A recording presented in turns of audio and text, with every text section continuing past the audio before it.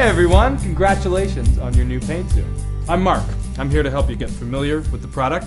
Keep in mind that your product did come with a very clear and concise user's manual filled with very important information. You're going to want to consult that before you get started with your paint zoom.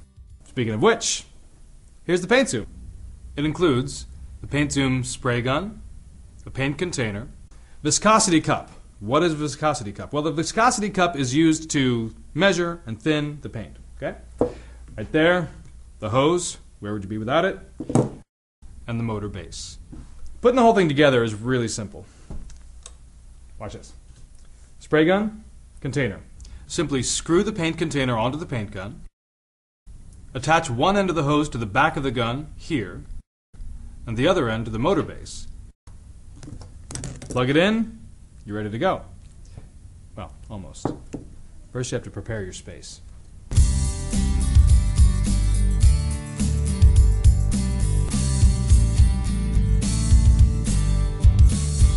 When painting, you should always make sure your surface is clean and completely dust-free.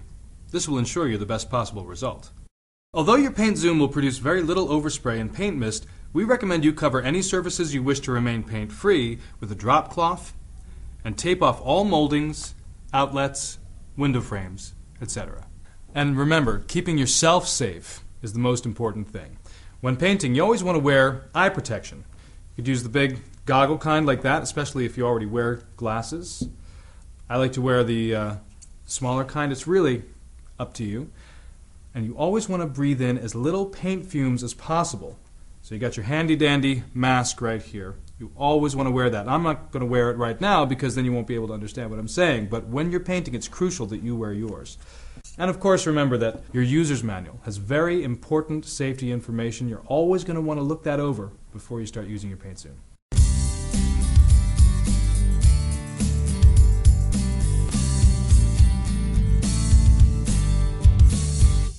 Once you've prepared your surface, it's time to prepare your paint. The first thing you have to do with your paint is test the viscosity. Viscosity just means how thick the paint is. To test the viscosity of the particular paint you're using, simply dip the viscosity measuring cup into the paint and time how long it takes for the paint to empty completely from the cup. Now, if it takes longer than the time indicated in your instruction manual for that cup to empty completely, you're going to want to thin your paint. For the Paint Zoom and the Paint Zoom Deluxe, the indicated time is 50 seconds. For the Paint Zoom Platinum, the indicated time is 90 seconds. So when you're diluting, you start with a 10% dilution. That means 10% water, 90% paint. You give it a stir, you test the viscosity again, just add more water as you need to. To thin the paint, simply place your finger over the spout in the viscosity cup, fill it with water, let it drain into your mixing container, and give it a stir. Repeat this process until the paint reaches the desired viscosity. The next thing you want to do is strain the paint. Because Paint Zoom is a motorized paint sprayer, you want to make sure your paint is as particle-free as possible so it doesn't clog or splatter. To strain, simply place your paint strainer over the mouth of your Paint Zoom container and then pour your thinned and measured paint through it. If you're using other materials like stain and varnish, you'll rarely need to thin, but you can also refer to the thinning chart in your user's manual for further information. You're probably going to want to do all of your paint preparation in a separate container from the one that came with your Paint Zoom. Something like one of these, simple bucket, something you can mark off how much paint you used, how much water you used, so you can repeat your process later. Also, if you find you need additional paint containers than the one that came with your Paint Zoom, you can order our 3 additional containers online at www.paintzoom.com. All paint is different. Different paint types need to be used for different jobs. For this reason, you should always read the paint can for instructions about that particular paint. Also, we recommend you test your paint by test spraying onto a sheet of cardboard or scrap wood. This will also give you a little practice working with the distance and flow rate of your paint before you take it to the job.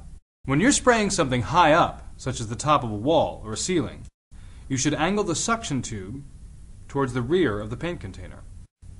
Similarly, if you're working on a lower surface, like the floor, you should angle the suction tube towards the front of the container. This will ensure you waste the least amount of paint possible.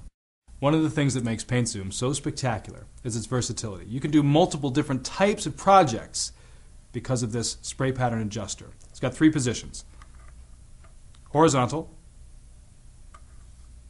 vertical, spot jet. Now let me show you how this works. For instance, setting the nozzle vertically is great for wide surfaces like walls or floors. The horizontal setting is best if used on ceilings and wood slats like you might find on fences. The spot jet setting is perfect for corners and other hard-to-reach areas.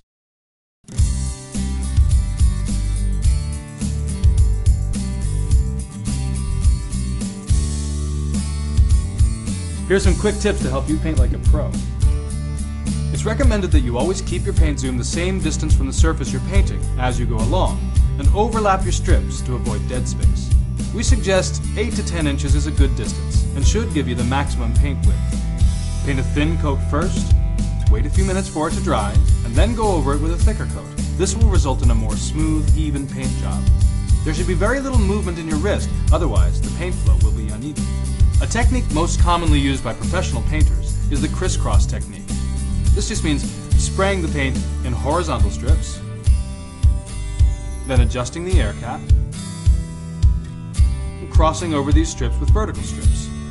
Always make sure your passes are smooth, and your speed should stay constant. This will make painting even a very large wall fast and easy. Right here on the back of your paint zoom gun, you got this nifty little dial.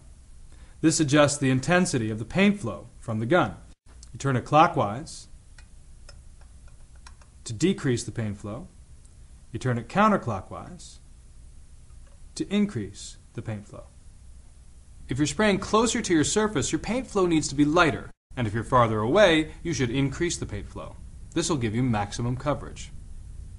It's recommended to paint in sections about 20 inches long, and avoid stopping and starting if you can. Now, as I mentioned before, you rarely need to thin varnish or stain. And what I've done now is taken a little bit of stain, put it into my paint zoom container. Got my handy dandy goggles right here, always remember your eye protection. And now I'm ready to take this unfinished chair and turn it into a beautiful rustic looking piece. Here we go.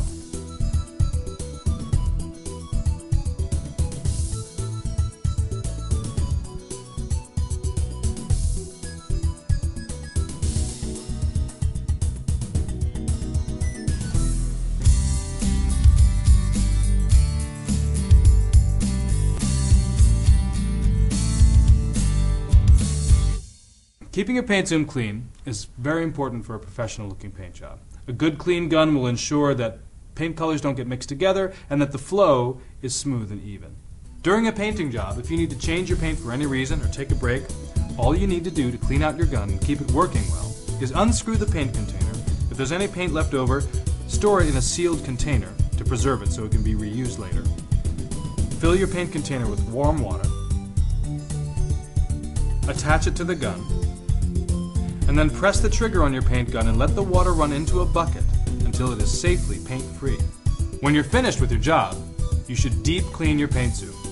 You'll want to take the spray gun apart completely and soak each individual part in hot soapy water for water-based paints or in thinners for oil-based paints.